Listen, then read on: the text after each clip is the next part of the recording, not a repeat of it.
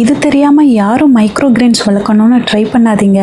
Micro grains நல்லதுன்னு சொல்லி கேள்விப்பட்டிருப்பீங்க, ஆனால் அது சாப்பிட்றதுக்கு நல்லா இருக்குமான்னு சொல்லி கேள்விப்பட்டிருக்கீங்களா? என் சொந்த அனுபவத்தில் இதில் இருக்கிற மைனஸையும் ப்ளஸ்ஸையும் நான் சொல்கிறேங்க. இது வெந்தயக்கீரைங்க, எவ்வளோ அழகாக வளர்ந்துருக்குல்ல. நான் கம்பு கொஞ்சமாக தானே போட்டேன், அதுவும் அழகாக வளர்ந்துருக்குங்க. இது கடுகு, இதுவும் எவ்வளோ அழகாக வளர்ந்துருக்கு பாருங்கள். பாசிப்பயிறு இவ்வளோ அழகாக வளரும்னு நான் நினச்சி கூட பார்க்கலங்க. பாருங்கள் எவ்வளோ சூப்பராக இருக்குன்னு. இது கேழ்வரகுங்க. கேழ்வரகுக்கு நடுவில் கம்பு 1-2 இருந்தது, அது முளைச்சிருக்குங்க. பார்க்குறதுக்கே அழகாக இருக்குல்லங்க. இது கொண்டைக்கடலைங்க. கொண்டைக்கடலை 2 பாட்டில் போட்டேன். இது வளர 15 நாள் ஆகும்னு நினச்சேங்க. சேம் டைம் எல்லாமே வளர்ந்துருச்சுங்க. இப்போ நான் உங்களுக்கு ஒன்று காட்டுறேன் பாருங்கள். நீங்கள் முளைப்பாரி எல்லாம் பார்த்துருப்பீங்கள்ல, பாருங்கள் எப்படி இருக்குன்னு. அடியில் அப்படி பார்க்குறதுக்கு எவ்வளோ அழகாக அந்த வேர்கள் சேர்ந்த மாதிரி இருக்குது பாருங்கள். நான் போட்ட மண்ணையே காணோங்க. மண்ணெல்லாம் அந்த செடி சாப்பிட்ருச்சுன்னு நினைக்கிறேன். இதெல்லாம் எப்படி சமைச்சு சாப்பிட்றதுன்னு எனக்கு ஒரே குழப்பமாக இருந்ததுங்க. அதுக்கு ஒரு ஐடியா யோசித்தேன், அதை அப்படியே ஃபாலோ பண்ணியிருக்கேன் பாருங்கள். கம்புலையும் கேழ்வரகுலையும் முளைச்ச மைக்ரோ கிரெயின்ஸை எடுத்துக்கிட்டேங்க. இதை தான் இப்போ நான் சமைக்க போகிறேன். இந்த ரெசிபி எப்படி இருக்குன்றதையும் நான் சொல்கிறேன், இதில் இருக்கிற மைனஸையும் நான் சொல்கிறேன்.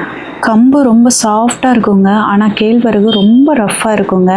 கேழ்வரகு ரொம்ப ஹார்டாக புல் சாப்பிட்ற மாதிரி இருக்கும், ஆனால் கம்பு ரொம்ப சாஃப்டாக இருக்கும். நம்ம சாப்பாட்டில் போட்டால் நல்லா கரைஞ்சிரும். கேழ்வரகோட வேரும் ரொம்ப ஸ்ட்ராங்காக இருக்குங்க. இதை நம்ம சாப்பிட முடியாது, அந்தளவுக்கு இது ரொம்ப ஸ்ட்ராங்காக இருக்குது. நான் செக் பண்ணி பார்த்துட்டு தான் நான் சொல்கிறேன். அதனால் மேலே இருக்கிற இந்த புல் மட்டும் கட் பண்ணிக்கலாம். கேழ்வரகை மைக்ரோ கிரெயின்ஸாக மாற்றுறப்போ வெறும் 2 நாள் முளைச்சா போதுங்க. அதை அப்படியே உடனே சமைச்சிருங்க. 5 நாள் வரைக்கும் வச்சிங்கன்னா ஹார்டான புல் மாதிரி இருக்குங்க.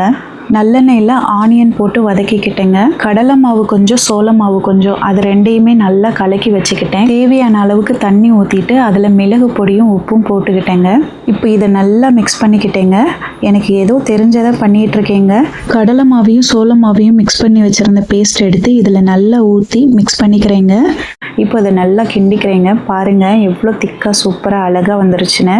இப்போது நம்ம மைக்ரோ கிரெயின்ஸை அறுவடை பண்ணியாச்சு. இதை நல்லா தண்ணியில் வாஷ் பண்ணி எடுத்துக்கலாங்க. இந்த மைக்ரோ கிரெயின்ஸை லாஸ்ட்டாக சமைச்சதில் போடணுங்க. முன்னாலேயே போட்டால் அதில் இருக்கிற சத்துக்கள்லாம் போயிடுமா.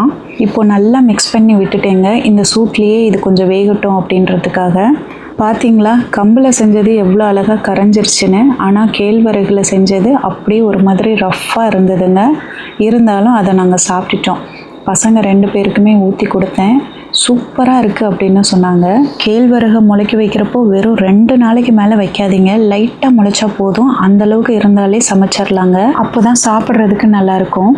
அடுத்த ரெசிபி பார்க்கலாமா? பாசிப்பருப்பை மைக்ரோ கிரெயின்ஸாக மாற்றினதில் பாருங்கள் இந்த கீரை எவ்வளோ நல்லா வந்திருக்குன்னு. சூப்பராக சாஃப்டாக இருக்குல்ல. இதில் இருக்கிற ப்ளஸ் என்ன தெரியுமாங்க?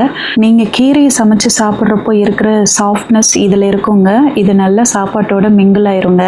இதை சாப்பிட்றப்போ கசப்பு தன்மை அதெல்லாம் இருக்காதுங்க. கீரை மாதிரியே தாங்க இருக்கும். கடுகில் செஞ்ச மைக்ரோ கிரெயின்ஸை நான் ஆல்ரெடி சமைச்சிட்டேன். அதில் இருக்கிற ஒரு பெரிய மைனஸ் என்ன தெரியுமாங்க? கடுகில் வந்த மைக்ரோ கிரெயின்ஸ் ரொம்ப கசப்பாக இருக்குங்க. சாப்பிட்றதுக்கே நல்லா இருக்காது. வெந்தயக்கீரையை விட மோசமாக கசக்குங்க.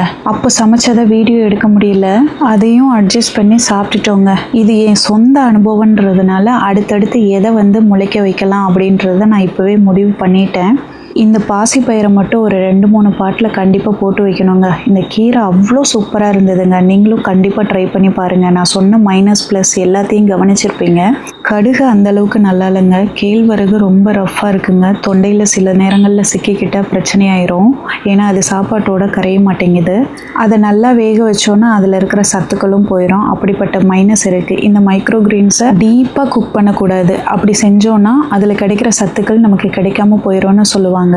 இதில் சில விதைகள் வளராமல் இருக்குல்ல, இதை அப்படியே விட்டு பார்ப்போம். ஒரு 2 நாளில் முளைச்சி வருதான்னு பார்ப்போம். இப்போ பாசி பருப்பில் செஞ்ச மைக்ரோ கிரெயின்ஸை வச்சு நம்ம சமைக்க போகிறோம். சேம் மெத்தடு தாங்க, ஒரு சின்ன மாற்றம் மட்டும் இதில் செஞ்சுக்கிறேன்.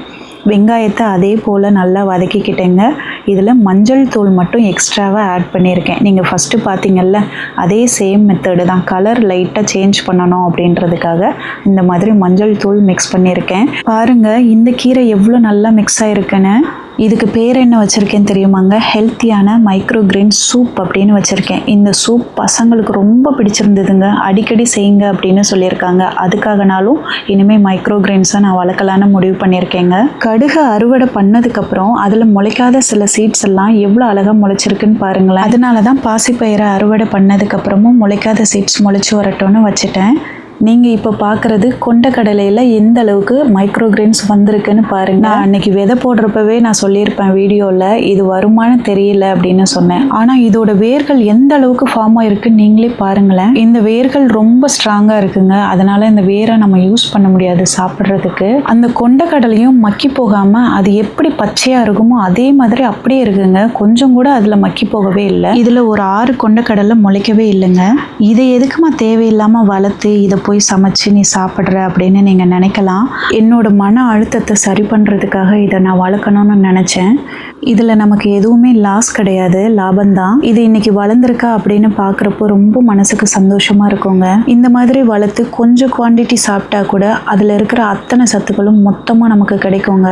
இப்போ இந்த கீரையை பச்சையாகவே சாப்பிட்டு பார்க்குறேன், எப்படி இருக்குன்னு பார்க்கலாம். ஆனால் இது ரொம்ப நல்லா இருந்ததுங்க. இதுவுமே நார்மலாக கீரை மாதிரியே தான் இருந்தது. கொண்டக்கடலையுமே சூப்பராக இருந்தது. ஊற வச்ச கொண்டக்கடலையை நம்ம சாப்பிடுவோம் பார்த்தீங்களா, அதே மாதிரி தாங்க இருந்தது. இதில் டேமேஜ் ஆன கொண்டக்கடலை வேர்கள் இதெல்லாம் ரிஜெக்ட் பண்ணிவிட்டு பேலன்ஸ் இருக்கிறத மேலாக குழம்பு கொதிச்சு வந்ததுக்கப்புறம் தூவி விட போகிறேங்க. கொத்தமல்லி தழை தூவி விடுவோம்ல, அது மாதிரி பண்ணிடுறேன். இந்த வீடியோ உங்களுக்கு நிச்சயமாக யூஸ்ஃபுல்லாக இருக்கும்னு நான் நம்புகிறேன். இந்த பாயிண்ட்டையும் நோட் பண்ணிக்கோங்க.